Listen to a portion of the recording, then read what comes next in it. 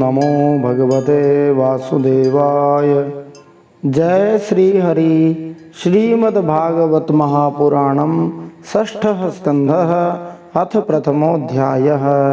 अब हम श्रीमद्भागवत महापुराण के छठे स्कंद का शुभारंभ करते हैं। आज हम छठे स्कंद में पहले अध्याय में अजामिलोपाख्यान का आरंभ करते हैं। श्री गणेशाय नमः। श्री सरस्वत्यै नमः। श्री गुरवे नमः। श्री पुराण पुरुषोत्तमाय नमः।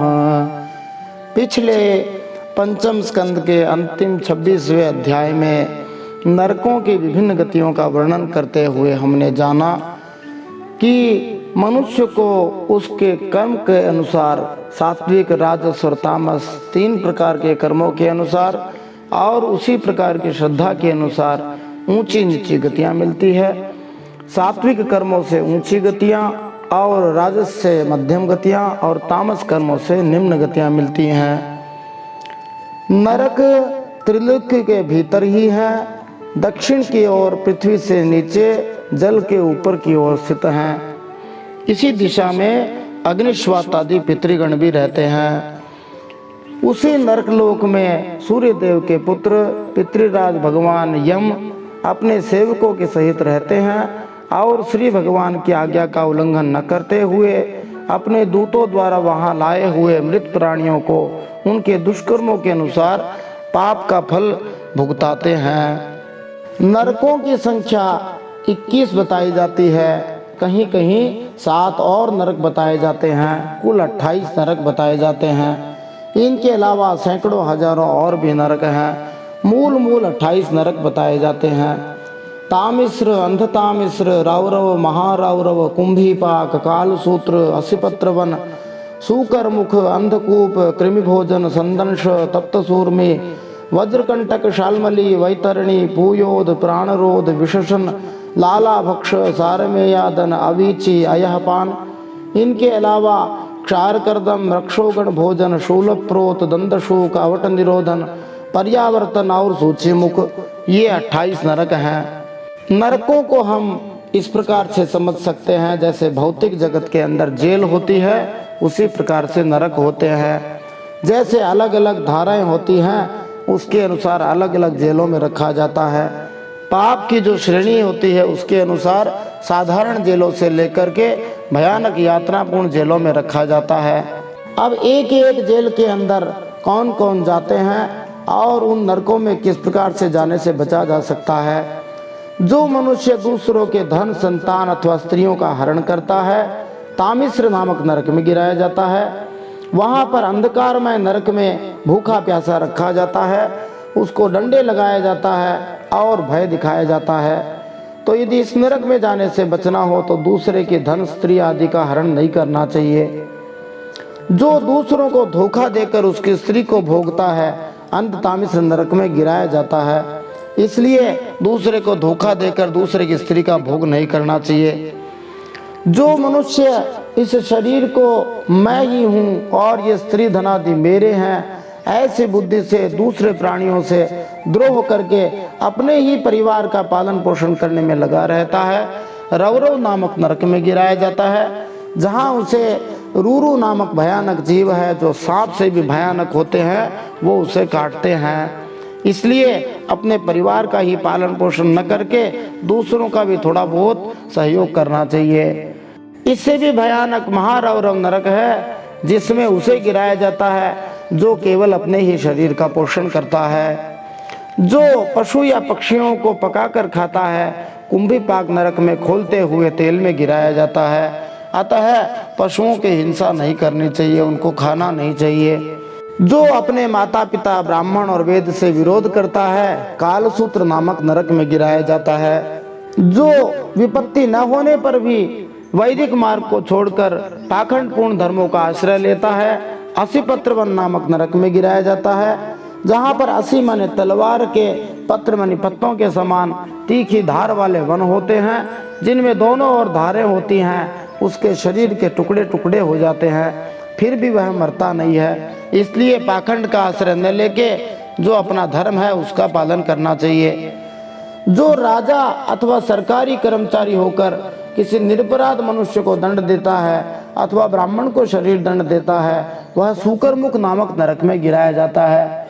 इस नरक में उसे कोलों में जिस प्रकार गन्ने को निचोड़ा जाता है, उसका रस निकाला जाता है, उसी प्रकार से उसको पीड़ा दी जाती है।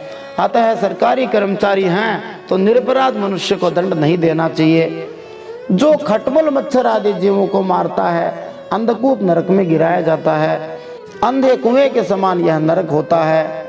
जो अकेला ही खाता है वह कृमि भोजन नामक नरक में गिराया जाता है। इस कृमि भोजन नामक नरक में कीड़े बन करके रहना होता है। कीड़ों से भरा हुआ रहता है, दूसरे कीड़े उसको खाते रहते हैं, फिर भी मरता नहीं है। जो चोरी या छीना झपटी करके ब्राह्मण आदि से सोना और रत्न आदि छीनता है, संदंश नामक नरक में गिराया जाता है। जो पुरुष अपनी स्त्री के अलावा दूसरी स्त्री से संभोग करता है अथवा जो स्त्री अपने पति के अलावा दूसरे पति से व्यभिचार करती है, तप्त सूर्मी नरक में गिराई जाती है। वहां पर उसे तपाए हुए लोहे की स्त्री अथवा पुरुष की मूर्ति से गले लगवाया जाता है और बड़ी पीड़ा होती है। जो पशुओं के साथ व्यभिचार करते हैं, वज्रकंटक शाल्मली नामक नरक में गिराए जाते हैं। जो राजा अथवा राजपुरुष मतलब सरकारी कर्मचारी इस लोक में श्रेष्ठ कुल में जन्म पाकर भी धर्म की मर्यादा का उच्छेद करते हैं, वैतरणी नदी में गिराए जाते हैं। इस नदी में मल, मूत्र, मवाद, खून, बाल, नाखून, हड्डी, चर्बी, इन सब से ये गंदी चीजों से भरी हुई है और यही इसको खिलाई जाती है। जो लोग पवित्रता और आचरण के नियमों को त्याग कर अगम्य स्त्रियों के साथ गमन करते हैं, उन्हें पुयोद नामक नरक में गिराया जाता है। जो कुत्ते पालते हैं, प्राणरोध नामक नरक में गिराया जाता है।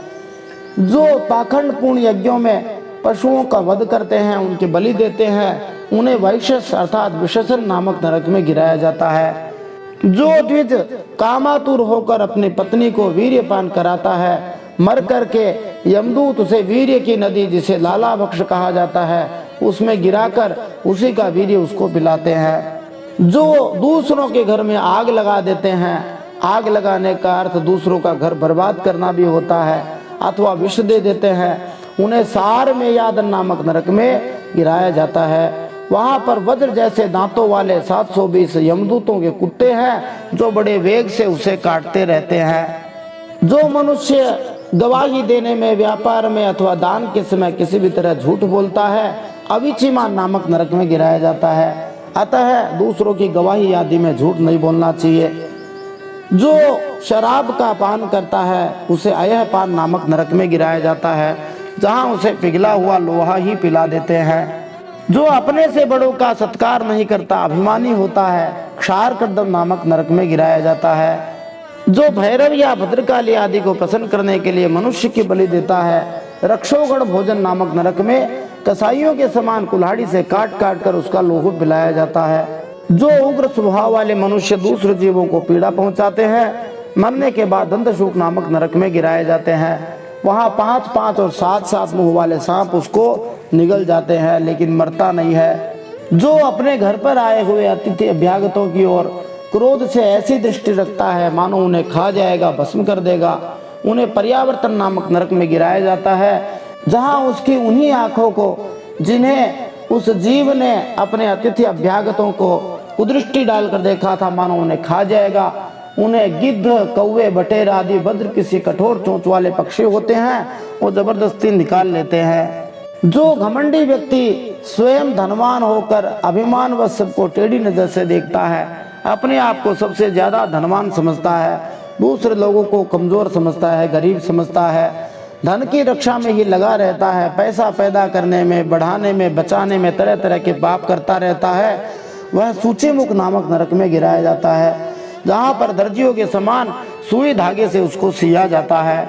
इतने भयानक प्रकार के नरक हैं। अब यदि कोई कहे कि इन नरकों पर विश्वास कैसे करे, तो जिस प्रकार से जो जेल में जाता है वो अपनी ही करनी भोगता है। हर चीज को समझने का जो तरीका है वो एक प्रकार से ही होना जरूरी नहीं है। जैसे कोई व्यक्ति किसी की हत्या करता है तो उसको 302 की धारा के तहत फांसी चढ़ाई जाती है। अब कोई कहे कि मैं तो ये करके देखूंगा तभी मानूंगा, ये तो कोई समझदारों वाली बात नहीं हुई। वैसे भी जेल के अंदर जिनको फांसी आदि दी जाती है वो सबके सामने फांसी नहीं दी जाती है, बाद में कोई एक आध फोटो भले ही आ जाए, लेकिन सबके सामने फांसी नहीं दी जाती। लेकिन दंड तो मिलता ही है। अब कोई ये कहे कि उसे इसी प्रकार से दंड मिले जैसे सभी लोग देख सके, प्रमाण ला सके, तो हर चीज में प्रमाण की आवश्यकता नहीं होती है। जैसे कहीं जाते जाते कोई खड्डे में गिर गया, उसके चोट लग गई और उसने कहा कि आगे खड्डा है मत जाना। अब कोई कहे नहीं मैं तो वहां जा कर के पैर तुड़वा के देखूंगा तभी मानूंगा, ऐसा करना बुद्धिमानों का काम नहीं है। शास्त्र संत महात्मा बार बार कहते रहे हैं। ऐसे अनेक महात्मा हुए हैं जो जीवित ही नरक लोक को देख कर के आए हुए हैं, उन्होंने ऐसा अनुभव किया है, स्वर्ग लोक को भी देखा हुआ है। सामान्यतः भी जेलों की यातनाएं जेल के अंदर ही देखी जाती हैं, उन्हें ही जेल में दंड दिया जाता है। साधारण लोगों को तो पता भी नहीं होता है कि जेल कैसी होती है। तो यदि हमें इन जेल नरकों से बचना है तो इन पापों से हमें बचने का प्रयास करना चाहिए, यही बुद्धिमानी है। सुखदेव मुनि कहते हैं कि परमात्मा भगवान का उपनिषदों में वर्णित निर्गुण स्वरूप यद्यपि मन बुद्धि की पहुंच के बाहर है, तो भी जो मनुष्य स्थूल रूप का वर्णन आदर से पढ़ता है, सुनता है या सुनाता है, उसकी बुद्धि श्रद्धा और भक्ति के कारण शुद्ध हो जाती है। इसलिए इतना विस्तार से हमने इसे पढ़ा है, आप लोग इसको सुन रहे हो तो निश्चित रूप से हमारी बुद्धि शुद्ध होने वाली है। भगवान के स्थूल और सूक्ष्म दोनों प्रकार के रूपों का श्रवण करके पहले स्थूल रूप में चित्त को स्थिर करना चाहिए, धीरे धीरे वहां से अपने आप सूक्ष्म में लग जाता है। इस प्रकार इस पंचम स्कंद में पृथ्वी, वर्ष, नदी, पर्वत, आकाश, समुद्र, पाताल आदि का वर्णन विस्तार से हुआ है। अब हम श्रीमद् भागवत महापुराण के छठे स्कंद का आरंभ करते हैं। उसके पहले अध्याय में अजामिल के उपाख्यान के प्रसंग में हम इन प्रश्नों के उत्तर प्राप्त कर सकते हैं। श्रीमद् भागवत में निवृत्ति मार्ग अर्थात मुक्ति, प्रवृत्ति मार्ग अर्थात स्वर्ग आदि और नरकों की प्राप्ति का वर्णन किस किस स्कंद में हुआ है। पंचम स्कंद की क्या विशेषता है, भयानक यातनापूर्ण नरकों में न जाना पड़े इसके लिए क्या उपाय करना चाहिए, हाथी के स्नान की तरह मनुष्य का प्रायश्चित करना व्यर्थ क्यों है, सच्चा प्रायश्चित क्या है, श्री सुखदेव मुनि भक्ति की क्या महिमा बताते हैं, अजामिल कौन था, मृत्यु के समय अजामिल ने व्याकुल होकर अपने सबसे छोटे बेटे नारायण को क्यों पुकारा, श्री हरि के पार्षदों के पूछने पर यमदूतों ने धर्म और अधर्म की क्या परिभाषा बताई, मनुष्य के कर्मों के साक्षी कौन है, भगवान की सीसीटीवी कौन है, मनुष्य सुखी दुखी क्यों होता है, तीनों कालों में वर्तमान काल सबसे महत्वपूर्ण क्यों है, जीव अपने पूर्व जन्मों की याद क्यों भूल जाता है, अजामिल का स्वभाव व्यवहार कैसा था, किस एक भूल के कारण अजामिल का पतन हो गया था। तो आइए इन सब प्रश्नों के उत्तर आज के इस छठे स्कंद के पहले अध्याय का शुभारंभ करते हुए हम प्राप्त करते हैं। जय श्री हरि। नारायणं नमस्कृत्य नरं चैव नरोत्तमं देवीं सरस्वतीं व्यासं ततो जयमुदीरयेत्। भगवान श्री नर नारायण को प्रणाम करते हुए, श्री गणेश जी महाराज को प्रणाम करते हुए, माता सरस्वती को प्रणाम करते हुए, वेदव्यास भगवान को प्रणाम करते हुए, हृदयाराध्य श्री हरि चरणों में प्रणाम करते हुए, भगवत स्वरूप श्रीमद् भागवत को प्रणाम करते हुए, श्री सुखदेव मुनि और परीक्षित महाराज को प्रणाम करते हुए, अनंत कोटि सब संत महात्माओं को प्रणाम करते हुए अब हम श्रीमद् भागवत महापुराण के छठे स्कंद का शुभारंभ करते हैं। इसमें हम पहला अध्याय सुनते हैं। ओम नमो भगवते वासुदेवाय। श्रीमद् भागवत महापुराणम षष्ठः स्कंधः अथ प्रथमोऽध्यायः। अजामिलोपाख्यान का प्रारंभ। पूरे श्रीमद् भागवत में 10 विषयों का वर्णन मिलता है, जिनमें सृष्टि, उत्तरकालीन सृष्टि तथा ग्रह मंडल सम्मिलित है। श्रीमद् भागवत के वक्ता सुखदेव मुनि पहले ही तीसरे, चौथे और 5वें स्कंदों में सृष्टि, उत्तरकालीन सृष्टि तथा लोक प्राणियों का वर्णन कर चुके हैं। अब श्री सुखदेव मुनि इस छठे स्कंद में, जिसमें 19 अध्याय हैं, पोषण अर्थात श्री भगवान के द्वारा जो भक्तों को संरक्षण दिया जाता है उसका वर्णन करेंगे। राजोवाच निवृत्ति मार्ग कथित आदौ भगवता यथा क्रमयोगोपल ब्रह्मणा यद संसृति प्रवृत्ति लक्षणश्चैव त्रैगुण्य विषयो मुने यो सावलीन प्रकृतेर गुण सर्गः पुनः पुनः। परीक्षित महाराज ने श्री सुखदेव जी से कहा, आप पहले ही द्वितीय स्कंद में मुक्ति मार्ग अर्थात निवृत्ति का मार्ग वर्णन कर चुके हैं। उस मार्ग का अनुसरण करने से मनुष्य निश्चित रूप से क्रमशः सर्वोच्च लोक अर्थात ब्रह्मलोक तक ऊपर उड़ जाता है, जहां से वह श्री ब्रह्मा जी के साथ साथ आध्यात्मिक जगत वैकुंठ लोक को प्राप्त कर लेता है। इस प्रकार भौतिक जगत में जन्म मृत्यु का चक्र समाप्त हो जाता है।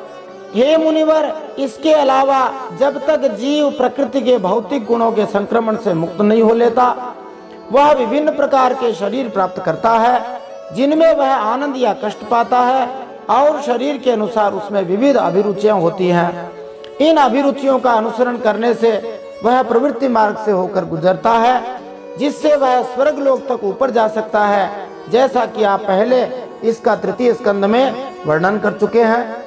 अधर्म लक्षणा नाना नरकाश्चानुवर्णिताः मन्वन्तरश्च व्याख्यात आद्यः स्वायंभुवो यतः प्रियव्रतोत्तानपदोर्वंशस्तच्चरितानि च द्वीपवर्ष समुद्राद्रि नद्योद्यानवनस्पतीन् धरामण्डल संस्थानं भागलक्षणमानतः ज्योतिषां विवराणां च यथेदमसृजद्विभुः। आपने नारकीय जीवन की उन विविध योनियों का भी वर्णन 5वें स्कंद के अंत में किया है, जो पाप कार्यों से फलित हैं, और आपने पहले मनवंतर का वर्णन 4थे स्कंद में किया है, जिसकी अध्यक्षता ब्रह्मा जी के पुत्र स्वयंभू मनु महाराज ने की थी। इसके साथ ही आपने प्रियव्रत महाराज और राजा उत्तानपाद के कुलों तथा गुणों का वर्णन किया है। भगवान ने इस भौतिक जगत की रचना विविध ब्रह्मांडों, ग्रह मंडलों, नक्षत्रों, ग्रहों, विविध भूभागों, समुद्रों, महासागरों, पर्वतों, नदियों, उद्यानों तथा वृक्षों से की है, जिनके लक्षण अलग अलग हैं। ये इस पृथ्वी लोक, आकाश के प्रकाश पिंडों तथा नीचे के लोकों में विभाजित हैं। आपने इन लोकों का तथा इनमें रहने वाले जीवों का बड़ा ही स्पष्ट वर्णन किया है।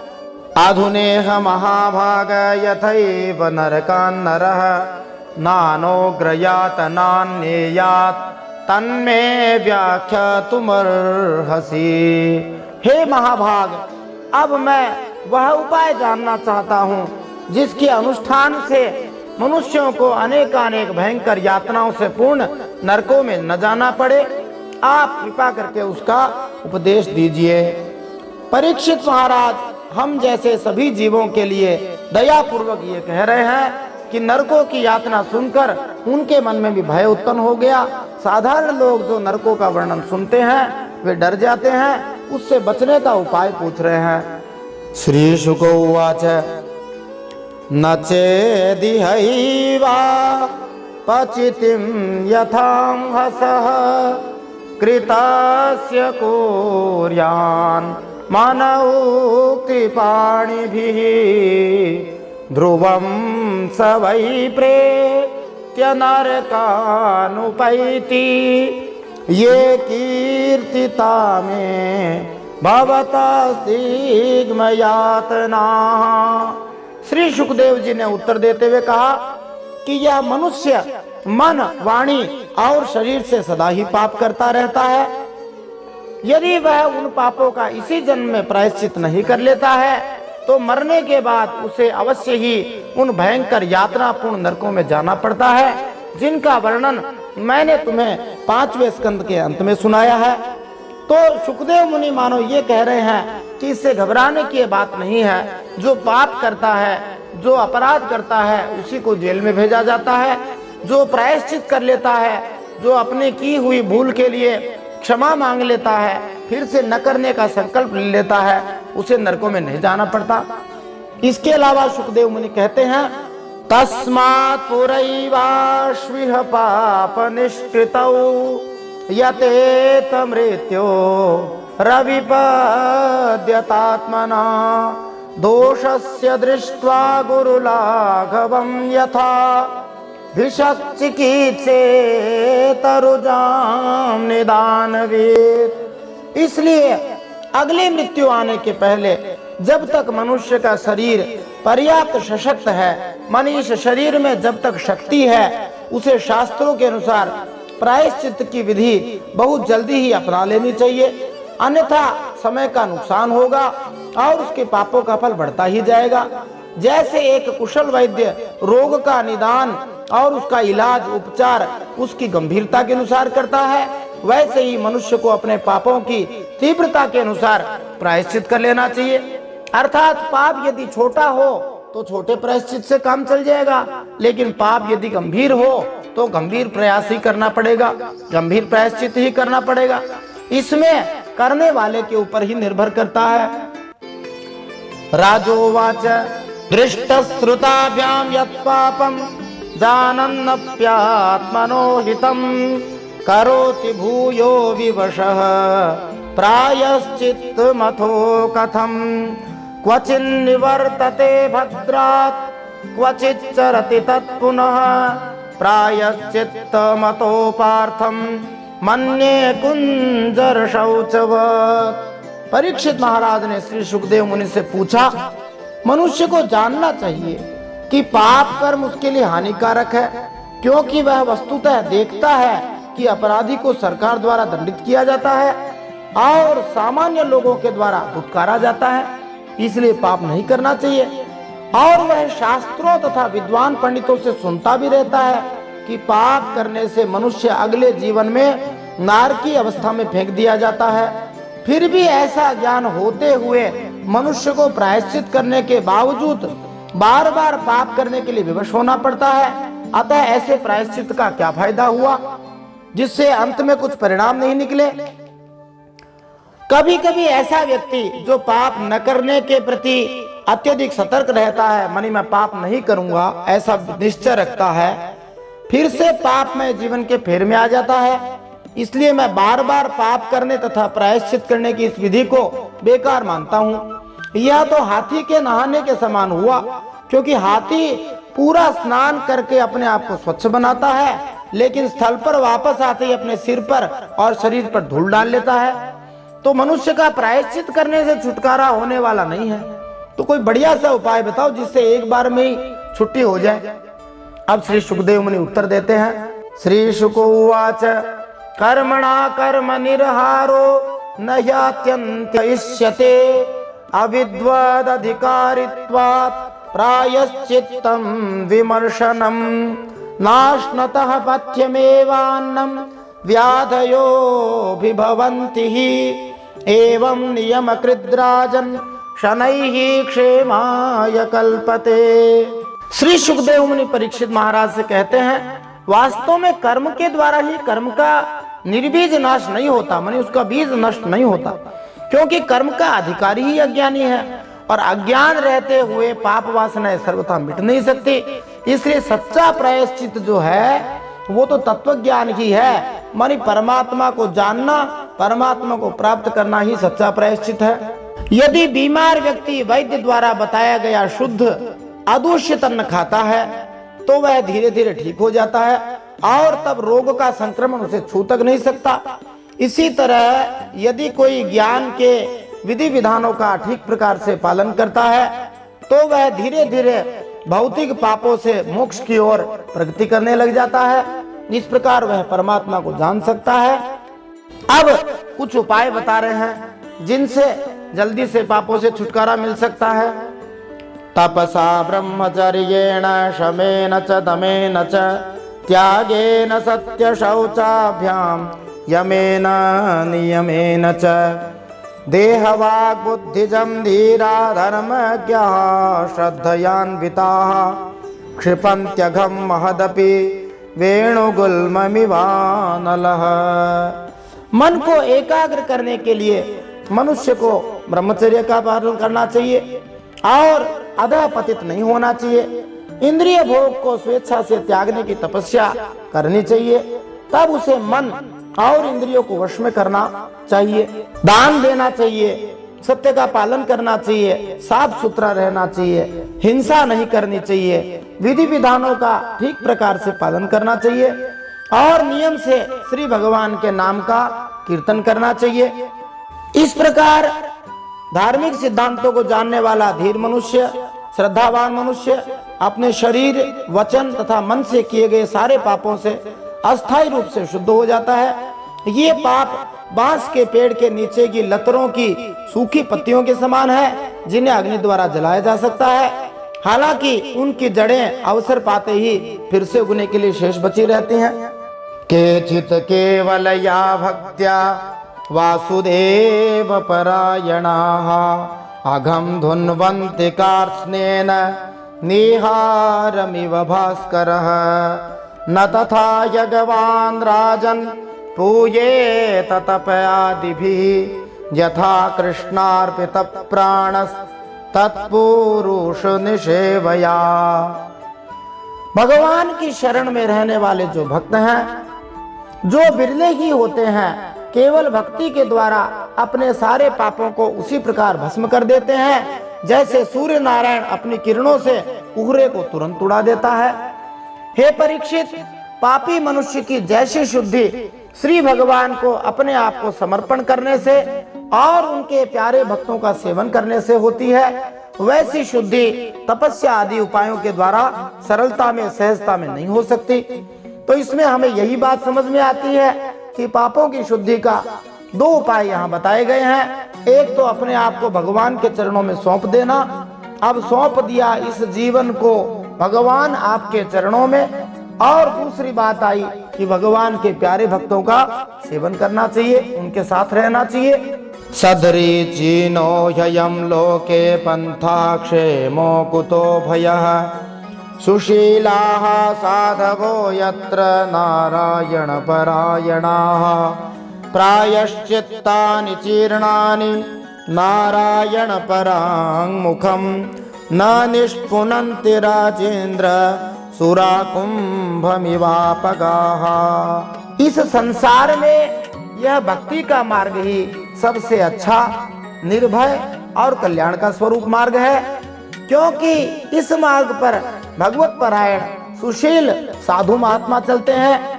हे परीक्षित महाराज, जैसे शराब से भरे घड़े को नदियां पवित्र नहीं कर सकती, वैसे ही बड़े बड़े प्रायश्चित बार बार किए जाने पर भी श्री भगवान से विमुख मनुष्य को पवित्र करने में समर्थ नहीं हो सकते हैं। किसी घड़े के अंदर शराब भरी हुई हो और उसके अंदर यदि गंगा जल डाल दिया जाए तो वह शुद्ध नहीं हो सकता, वह तो खुद भी अपवित्र ही हो जाएगा। वैसे ही भगवान का आश्रय लिए बिना, भगवान की ओर मुख किए बिना हमारे पाप नहीं कर सकते। गोस्वामी तुलसीदास जी ने कहा, सन्मुख होई जीव मोहि जबहि जन्म कोटि अघना सही तबहि। मेरी सन्मुख होते ही तुरंत सारे पापों का नाश हो जाता है। अक्रीन्मानः कृष्ण पदारविन्दयोर निवेशितं तत् गुणरागियैरिह न ते यमन्ता शभृताश्च तद्भटान् स्वप्नेऽपि पश्यन्ति चीर्ण निष्कृताः। यद्यपि जिन मनुष्यों ने भगवान श्री कृष्ण का पूर्ण साक्षात्कार नहीं किया है, तो भी यदि एक बार भी उनके चरणों की पूर्ण रूप से यदि कोई शरण ग्रहण कर ले और जो श्री भगवान के नाम, रूप, उनके गुण तथा लीलाओं से आकृष्ट हो जाए, वे समस्त पाप कर्मों से पूरी तरह मुक्त हो जाते हैं, क्योंकि इस प्रकार उन्होंने प्रायश्चित की सही विधि को स्वीकार कर लिया। ऐसे शरणागत भक्तों को यमराज या उनके दूत, जो कि पापी को बांधने हेतु रस्सियां लिए रहते हैं, स्वप्न में भी दिखाई नहीं पड़ते। तो यदि यमलोक नहीं जाना चाहते हैं तो श्री भगवान का आश्रय लेना चाहिए। इसी बात को भगवान ने भगवत गीता में 3 बार कहा। एक बार कहा कि सर्वधर्मान परित्यज्य माम एकम शरणम व्रज अहम त्वा सर्व पापेभ्यो मोक्षयिष्यामि मा शुचः। मेरी शरण में आ जाओ, सब पापों से मुक्ति दे दूंगा।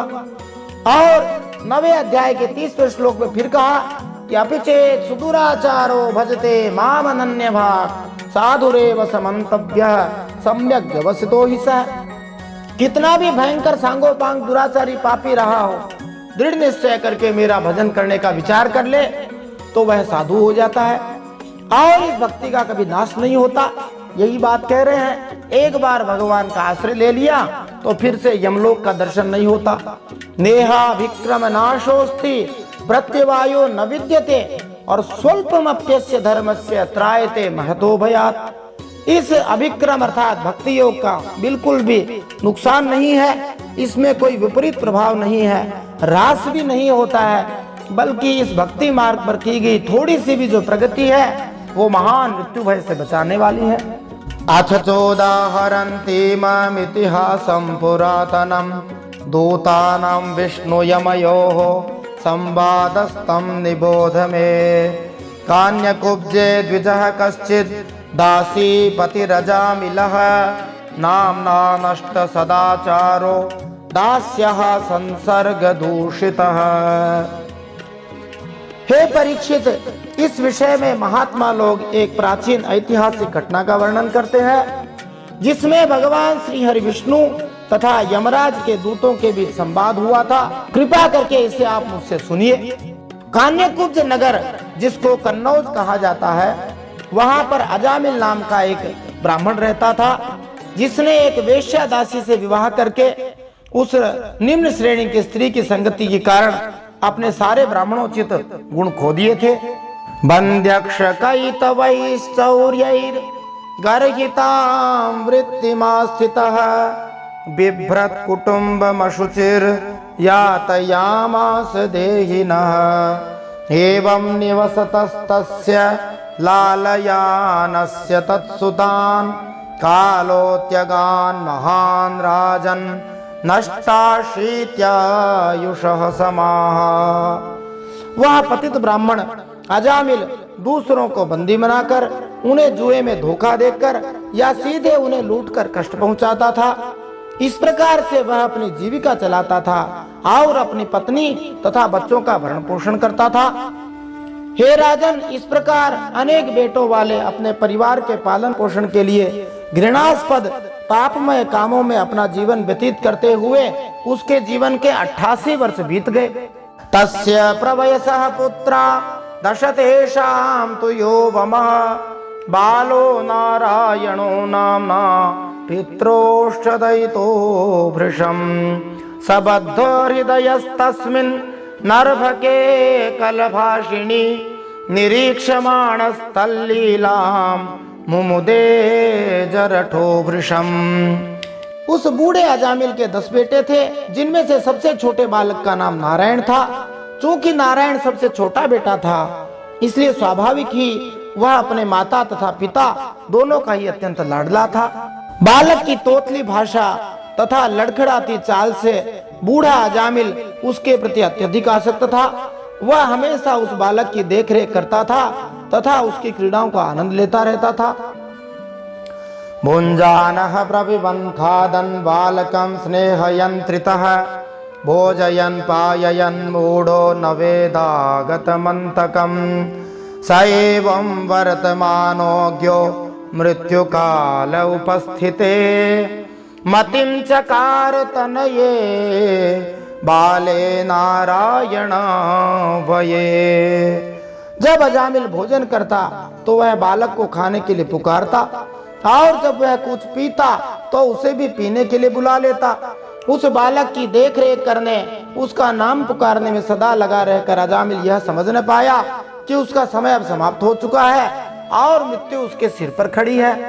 वह मूर्ख अजामिल इसी तरह अपना जीवन बिता रहा था कि मृत्यु का समय आ पहुंचा। अब वह अपने बेटे बालक नारायण के संबंध में ही सोचने विचारने लग गया। सपाशहस्तान् स्त्रीन् दृष्ट्वा पुरुषानतिदारुणान् वक्रतुण्डानूर्ध्वरोम्ण आत्मानं नेतुमागतान् दूरे क्रीडनकासक्तं पुत्रं नारायणावयं प्लावितेन स्वरेणोच्चैः राजुहावाकुलेन्द्रियः। इतने में ही अमिल ने देखा कि उसे ले जाने के लिए भयान ने 3 यमदूत आए हैं। उनके हाथों में फांसी है, मुंह टेढ़े टेढ़े हैं, शरीर के रोए खड़े हुए हैं। उस समय बालक नारायण वहां से कुछ दूरी पर खेल रहा था। यमदूतों को देखकर अजामिल अत्यंत व्याकुल हो गया और उसने बहुत ऊंचे स्वर से पुकारा, नारायण। इस प्रकार भगवान के पवित्र नाम का उच्चारण किया। निशम्य म्रियमाणस्य ब्रुवतो हरिकीर्तनम भर्तुर्नाम महाराज पार्षदाः सहसा पतन् विकर्षतोऽन्तरहृदयात् दासीपतिमजामिलं यमप्रेष्यान् विष्णुदूता वारयामासुरोजसा। भगवान के पार्षदों ने देखा कि यह जीव मरते समय हमारे स्वामी भगवान श्रीमन नारायण का नाम ले रहा है, उनके नाम का कीर्तन कर रहा है। अतः वे भगवान के प्यारे पार्षद श्री हरि विष्णु दूत बड़े वेग से झटपट वहां आ पहुंचे। उस समय यमराज महाराज के दूत दासीपति अजामिल के शरीर में से उसके सूक्ष्म शरीर को खींच रहे थे, जिसको आत्मा कहा जाता है। विष्णु दूतों ने उन्हें बलपूर्वक रोक दिया।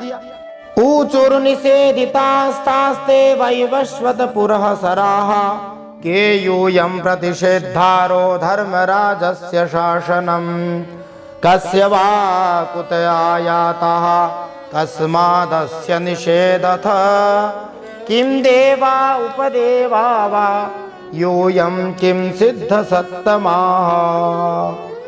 जब सूर्य के पुत्र यमराज के दूतों को इस प्रकार मना किया गया तो उन्होंने कहा, हे महाशय, धर्मराज की आज्ञा का उल्लंघन करने वाले आप लोग हैं कौन? आपने इतनी धृष्टता कैसे की? तुम किसके दूत हो? कहां से आए हो? अजामिल का शरीर छूने से हमें क्यों मना कर रहे हो? क्या आप स्वर्गलोक के देवता हो, उपदेवता हो, या कि सर्वश्रेष्ठ भक्तों में से कोई हो? सर्वे पद्मपलाशाक्षाः पीतकौशेयवाससः किरीटिनः कुण्डलिनो लसत्पुष्करमालिनः सर्वे च नूत्नवयसः सर्वे चारुचतुर्भुजाः धनुर्निषङ्गासि गदा शङ्खचक्राम्बुजश्रियः दिशो वितिमिरालोकाः कुर्वन्तः स्वेन रोचिषा किमर्थं धर्मलोकस्य किंकरान्नो निषेधथ। हम देख रहे हैं कि आप लोग बड़े सुंदर हो। आपके नेत्र कमल के समान कोमलता से भरे हुए हैं। पीले पीले रेशमी वस्त्र पहने हुए हो, सिर पर मुकुट, कानों में कुंडल, गलों में कमल के हार लहरा रहे हैं। सबकी नई नई अवस्था है। सुंदर सुंदर 4-4 भुजाएं हैं। सभी के कर कमलों में धनुष, तरकश, तलवार, गदा, शंख, चक्र, कमल आदि सुशोभित हैं। आपके तेज ने इस स्थान के अंधकार को अपने असामान्य प्रकाश से भगा दिया है। फिर भी महोदय, आप हमें क्यों रोक रहे हैं? हम धर्मराज के सेवक हैं। श्री शुक उवाच इत्युक्ते यमदूतैस्तैर्वासुदेवोक्तकारिणः तान् प्रत्युचुः प्रहस्येदं मेघ निर्रादया गिरा। श्री सुखदेव मुनि परीक्षित महाराज से कहते हैं कि जब यमदूतों ने इस प्रकार कहा तब भगवान नारायण के आज्ञाकारी पार्षदों ने हंसकर मेघ के समान गंभीर वाणी से उनके प्रति यूं कहा। श्री विष्णुदूता ऊचुः योऽयं वै धर्मराजस्य यदि निर्देशकारिणः ब्रूत धर्मस्य नस्तत्वं यच्चा धर्मस्य लक्षणं कथं स्विद्ध्रियते दण्डः किं वास्य स्थानमीप्सितं दण्ड्यः किं कारिणः सर्वे आहोस्वित् कतिचिन्द्रिणां भगवान श्री हरि के पार्षदों ने कहा, हे यमदूतों, यदि आप लोग सचमुच धर्मराज के आज्ञाकारी हो तो हमें धर्म का लक्षण और धर्म का तत्व बताइए। दंड किस प्रकार दिया जाता है? दंड का पात्र कौन होता है? मनुष्यों में सभी पापाचारी दंडनीय हैं अथवा उनमें से कुछ ही दंडनीय है, ये बताइए। यमदूता ऊचुः वेद प्रणिहितो धर्मो यधर्मस्तद विपर्ययः वेदो नारायणः साक्षात् स्वयं भूरिति शुश्रुम येन स्वधाम्यमी भावा रजः सत्वतमो मयाः गुणनाम क्रियारूपैर्विभाव्यन्ते यथा तथम। यमदूतों ने कहा, वेदों ने जिन कर्मों का विधान किया है वे ही धर्म है और जिनका निषेध किया है वे अधर्म है। वेद स्वयं भगवान नारायण के स्वरूप हैं, वे उनके स्वाभाविक श्वास प्रश्वास एवं स्वयं प्रकाश ज्ञान है, ऐसा हमने सुना है। संसार के रजोमय, सत्वमय और तमोमय सभी पदार्थ, सभी प्राणी अपने परम आश्रय भगवान में ही स्थित रहते हैं। वेद ही उनके गुण, नाम, कर्म और रूप आदि के अनुसार उनका यथोचित विभाजन करते हैं। अब भगवान के सीसीटीवी जो हैं वो कौन कौन है वो बताते हैं। सूर्योग्निः खं मरुद्देवः सोमः संध्या हनि दिशः कं कुहु कालो धर्म इति ये ते दैहस्य साक्षिणः एतैरधर्मो विज्ञातः स्थानं दण्डस्य युज्यते सर्वे कर्मानुरोधेन दण्डमर्हन्ति कारिणः। सूर्य, अग्नि, आकाश, वायु, देवता, चंद्रमा, संध्या, दिन, रात, दिशाएं, जल, स्थल तथा स्वयं परमात्मा, ये सभी जीव के कार्यों के साक्षी हैं, अर्थात ये भगवान के द्वारा लगाए गए सीसीटीवी हैं।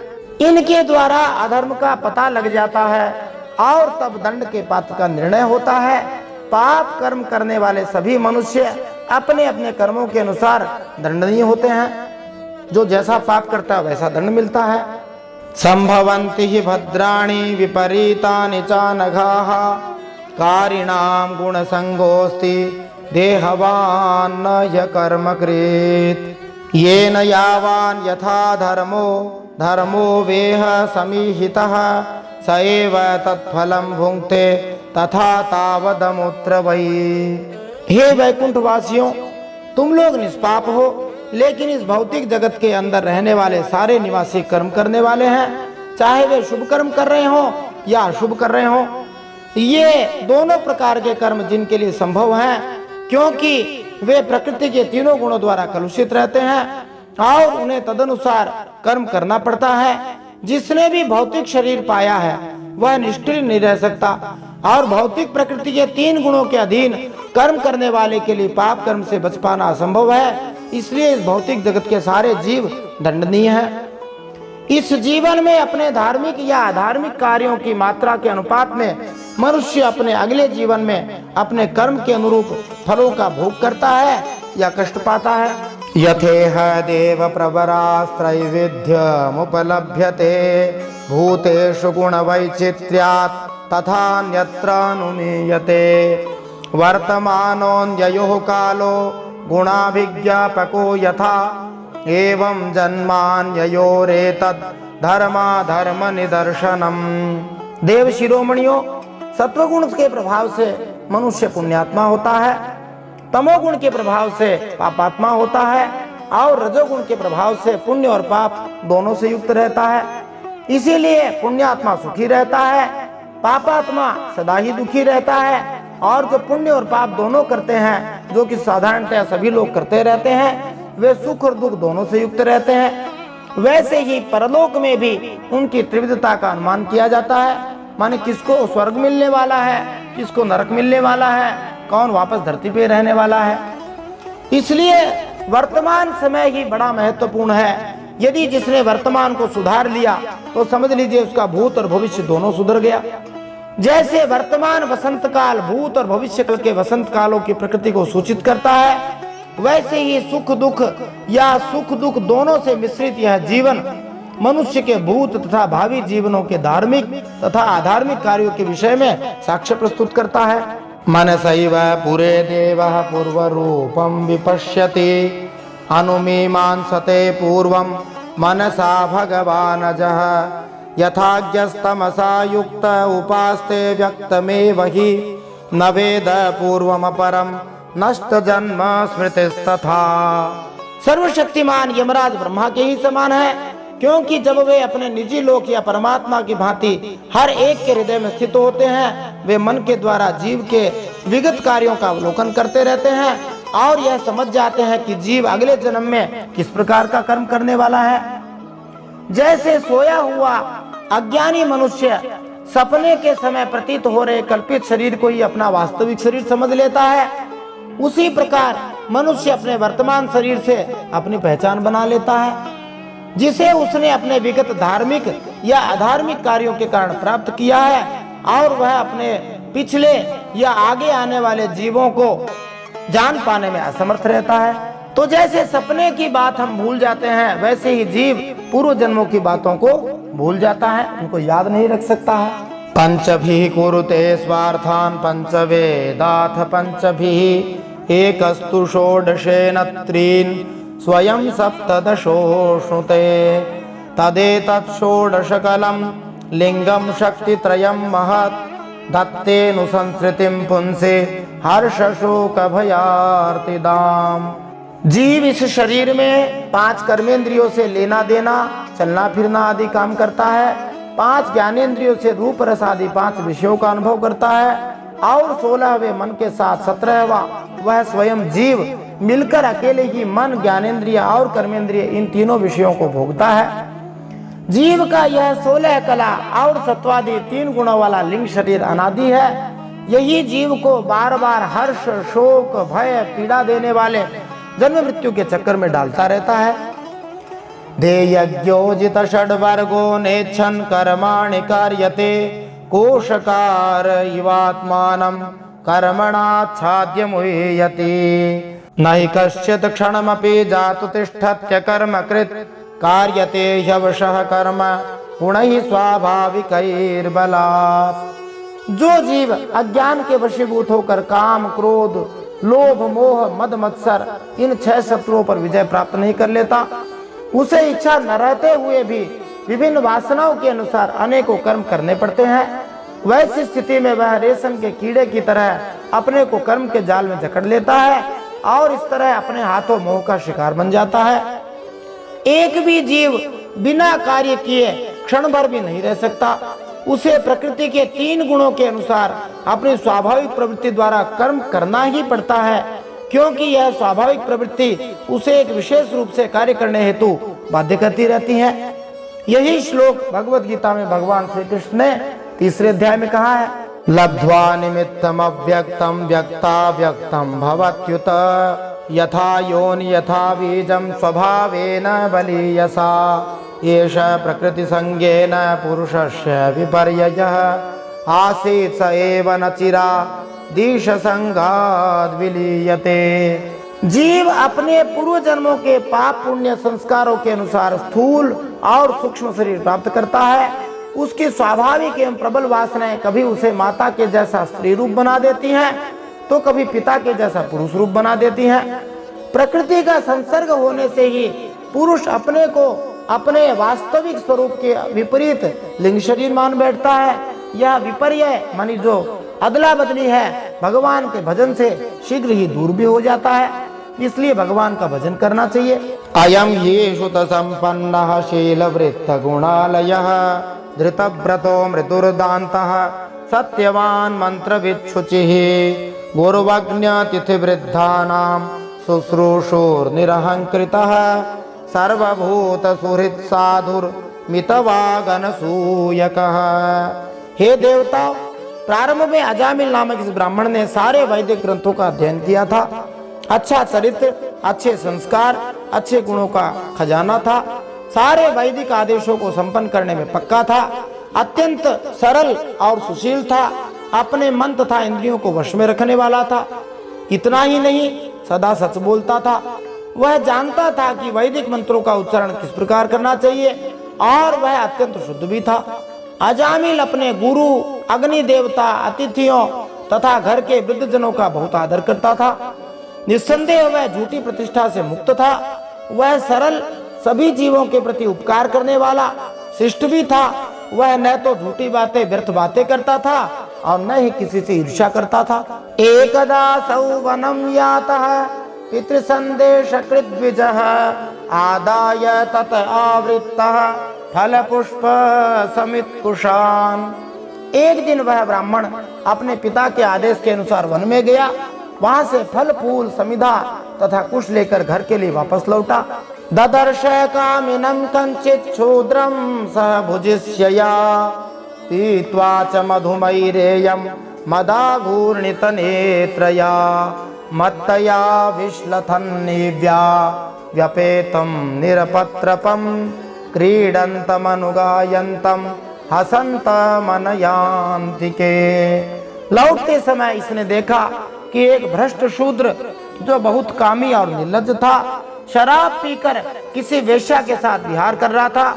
वेश्या भी शराब पीकर मतवाली हो रही है। नशे के कारण उसकी आंखें नाच रही है, अर्धनग्न अवस्था में है। वह शूद्र उस वेश्या के साथ कभी गाता, कभी हंसता और कभी तरह तरह की चेष्टाएं करके उसे प्रसन्न करता है। दृष्ट्वा तां कामलिप्तेन बाहुना परिरंभितां जगाम हृच्छयवशं सहसैव विमोहितः स्तम्भयन्नात्मनात्मानं यावत् सत्वं यथा श्रुतं न शशाक समाधातुं मनो मदनवेपितम्।